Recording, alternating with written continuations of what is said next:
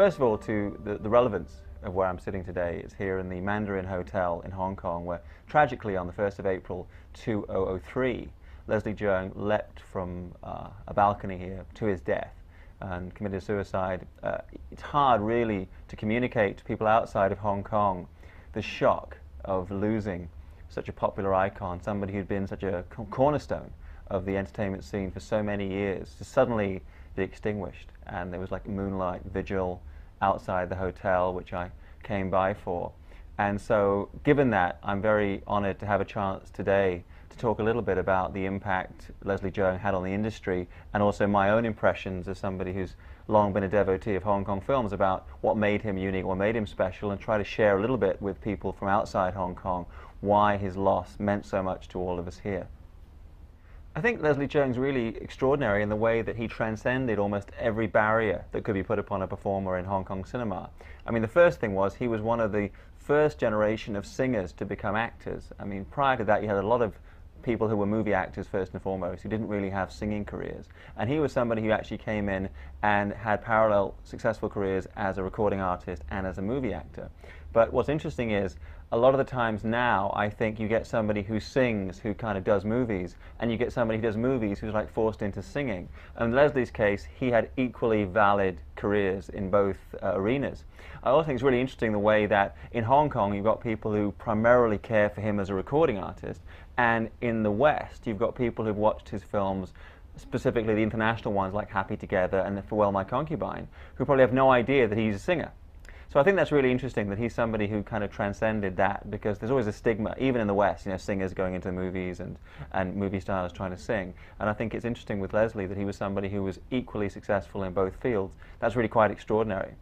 The other thing I think should be mentioned is the fact that even though he never really came out and said he was gay, he was somebody who did live that lifestyle, who made that lifestyle choice, and certainly hinted at it in interviews and in conversation more than some of his contemporaries. And so I think it's interesting, here is somebody who is known to be of that persuasion, but can play straight roles, or gay roles, or effeminate roles, or masculine roles equally well. And it was really extraordinary, because I think in the West, if you have a certain image, if you're like a Rupert Everett kind of guy, if you're an actor who's been quite open about your sexuality, it does limit you in some ways into the roles that the public will accept you in. The thing about Leslie is, I think it was his private life was an open secret, but he was such a good actor that audiences accepted him in any kind of role that he cared to play. And I think that both of these, the ability to transcend these boundaries, make him a really extraordinary performer.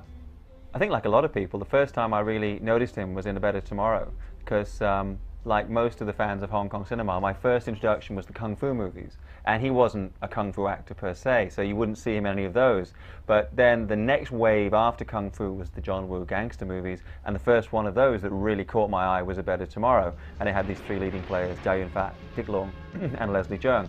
So I became aware of him as like the third player in that lineup.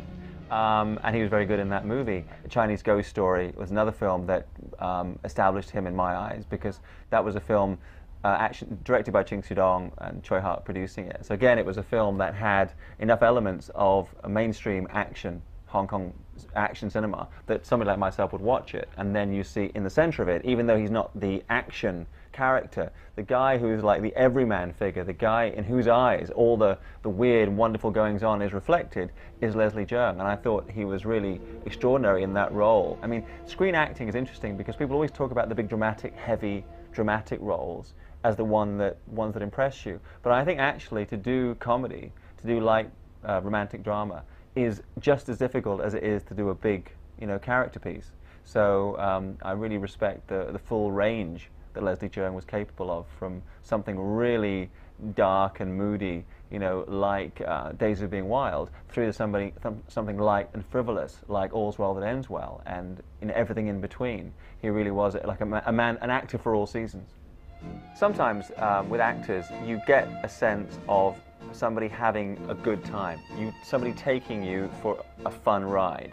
And I don't mean somebody like winking to the camera and saying, hey, we're all having fun here, like a Cannibal Run kind of experience, but just a film that is fun to make. I think that if you look at Once a Thief, that wonderful lineup of Chow Yun-fat, Cherry Cheung, and Leslie Cheung, the three of them, they're such wonderfully luminous performers anyway. Putting them in that background, that's enough. They don't need to wink at the audience. We know that they're having a good time.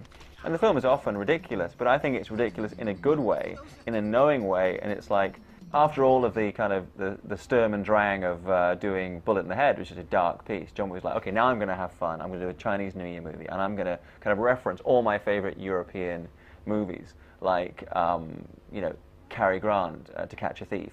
Set it in the French Riviera, so that I have that, and I'm going to get all the like fun bits from Jules et Jim and The Adventurers and all these things. I'm going to have a killing from The Godfather, and I'm going to have this. I'm going to throw it out there, and I'm going to have Chow Yun-fat, but I'm not going to have Chow Yun-fat doing Mark Gore and being this serious gangster. I'm going to have Chow Yun-fat like he is in his romantic movies, his romantic comedy films, but it'll be in an action piece. And I'm going to get Leslie Cheung, and Leslie Cheung is not going to play his normal sweet lover boy or tortured soul. He's going to play or kind of the innocent that he is in like Chinese Ghost Story. He's going to be a kick-ass thief. He's going to do gymnastics, and we're going to see Leslie Cheung do gunplay and kung fu. And so it's easy, I think, when somebody passes away, to kind of look at films, look at something like Rouge, look at something like Ashes of Time, which are like these meditations on life and death, and to put it in that context. I think it's also interesting when somebody like Leslie passes away to look at Once a Thief and enjoy and appreciate the vibrance and the vitality of them on their best day, having the best time of their life, you know, in the summer sunshine. That is the best kind of remembrance, rather than to sit there and look at all these dark films and to cry and feel depressed. So when I look at Once a Thief now, I think it's really good because it like enables us to catch, not just, instead of talking about how did Leslie Cheung die, with Once a Thief, you kind of see how he lived, and I think that's, you know, even more important. I think there are a couple of moments in Once a Thief that stick in my mind that I really like. There's the final robbery, the one where Chow Yun-fat's already in the wheelchair and he's kind of doing the Mission Impossible, like he's directing Leslie Cheung as to, you know, to go in and rob and steal the painting. There's scenes where Leslie Cheung in a suit is walking around like kind of casing the joint. They're wonderfully lit, and I remember looking at the movie as, I mean, he's a very handsome man. He looked great in the whole film, but those particular shots, if you go back and look at them, I think he was really, he looked gorgeous. I remember seeing those shots, even though it's not a big dramatic scene, that looking at Leslie Cheung goes, that's what a movie star looks like. And also, I love the scene when they're in the red car driving along the Riviera, and it's Chow Yun-fat and Cherry Cheung and Leslie Cheung. And it's interesting because all three of them, for different reasons, are no longer making films in Hong Kong. So there are these three great stars of that era driving along the Riviera in that beautiful red car, smiling and happy in the sunshine. So to me, that image doesn't just sum up the life of Leslie Cheung or the career of Chow Yun-fat or Cherry Cheung. It's the end of an era. You can't fool the camera that much for that long. In a heart of hearts, here's somebody who was a sweet, kind and noble and good person, and the camera sees that. And even when he was playing characters who were quite unsympathetic, some of that came through. And I think a lot of times people ask me, you know, what's so-and-so really like? I say, if you watch the movies, if you see somebody over a certain amount of time and you get that energy from the screen, what you're getting is what they are. And I think absolutely the same is true of Leslie Cheung, that the good energy, the bright, good energy that comes off the screen when you see him, that was who he was, that is who he is.